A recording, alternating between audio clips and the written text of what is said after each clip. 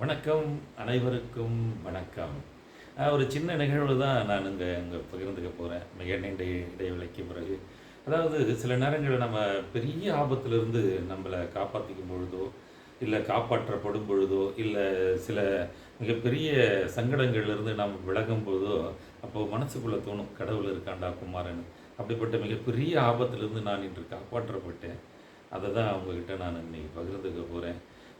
கடவுள் பக்தி இருக்கிறவங்க கேளுங்க, பக்தி இல்லாதவங்க கண்டிப்பாக கேளுங்க, கடைசி வரைக்கும் கேளுங்க. அதாவது ஒரு சிறு துளி குடும்பம்னு நாங்கள் வச்சுருக்கோம். அதில் ஒரு நண்பர், நம்ம அதாவது நிறுவனர் மிஸ்டர் ரத்தன் அவர்கள் நேற்று எனக்கு சொல்லியிருந்தார், குமரன் சார் நாளைக்கு வீட்டில் சொல்லிட்டு வாங்க, சமைக்க வேணாம். ஏன்னா நம்ம இந்த சிறுதுளி குடும்பத்துக்காக ஒரு பள்ளிக்கு நாற்காலிகள்லாம் வாங்க வேண்டியதாக இருக்குது.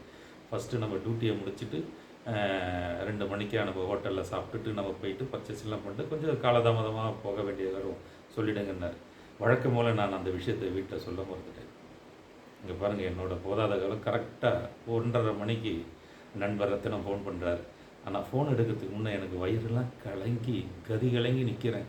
ஐயோ, வீட்டுக்கு சொல்லாமல் வந்துட்டோமே, இப்போ ஹோட்டலில் வேறு சாப்பிட சொல்லுவார், பர்ச்சேசிங் கூப்பிட்டு போவார், லேட்டாக போவோம், 2 விஷயத்துக்கு வீட்டில் தெரிஞ்சால் என்ன ஆகுமோன்ட்டு அப்போ ஆண்டவா கடவுளே நினச்சிட்டு ஃபோன் எடுக்கும்போது அவர் சொல்கிறாருங்க, மன்னிச்சிருங்க சார், இன்றைக்கி நம்ம பர்ச்சேசிங் பண்ண வேண்டியதும் ஹோட்டலில் சாப்பிட்ற ப்ரோக்ராமும் கேன்சல் ஆகிடுச்சுன்றார். அப்போ கூட நான் கடவுள் இருக்காண்டா குமாரன்னு நினைக்கல சார். ஒரு பக்கத்தில் ஹோட்டல் சாப்பாடு மிஸ் பண்ணிட்டோமேங்கிற மன வருத்தம் இருந்தது. அதே மன வருத்தத்தோடு வீட்டுக்கு கிளம்பி போய் வீட்டை சேரும்போது இன்றைக்கி மத்தியான சாப்பாடு பார்க்கும்போது எனக்கு தோணுச்சு பாருங்கள். அதாவது அழகழகாக ஷாய் பன்னீரும் அருமையான ருமால் ரொட்டி செஞ்சு வச்சுருக்காங்க சார். எனக்கு அடடா, ஹோட்டல் சாப்பாடு மிஸ் பண்ணோமேங்கிற வருத்தம் கூட இல்லாமல் ருமால் ரொட்டியும் ஷாய் பன்னீரும் பார்த்த உடனே கூட தோணலை சார், கடவுள் இருக்காண்ட குமாரன்னு சொல்லணுன்ட்டு. எனக்கு என்ன தோணுச்சு தெரியுமா, ஒருவேளை நம்ம பர்ச்சேசிங்லாம் முடிச்சுட்டு ஹோட்டலில் சாப்பிட்டு நிதானமாக நான் ஏற்கனவே ஹோட்டலில் சாப்பிட்டுட்டு இருந்தேன்னு சொல்லியிருந்தா வீட்டில்,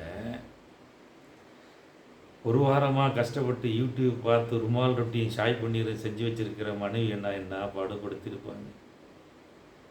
இல்லை ஒரு வாரம் பட்டினியும் போட்டிருப்பாங்க. இவ்வளோ பெரிய ஆபத்திலிருந்து கடவுள் என்னை காப்பாற்றினா பாருங்கள். அந்த ப்ரோக்ராமை கேன்சல் பண்ணி அப்போ தாங்க நான் சொன்னேன், கடவுள் இருக்காண்டா குமார, உண்மையிலேயே கடவுள் இருக்காண்டா குமார.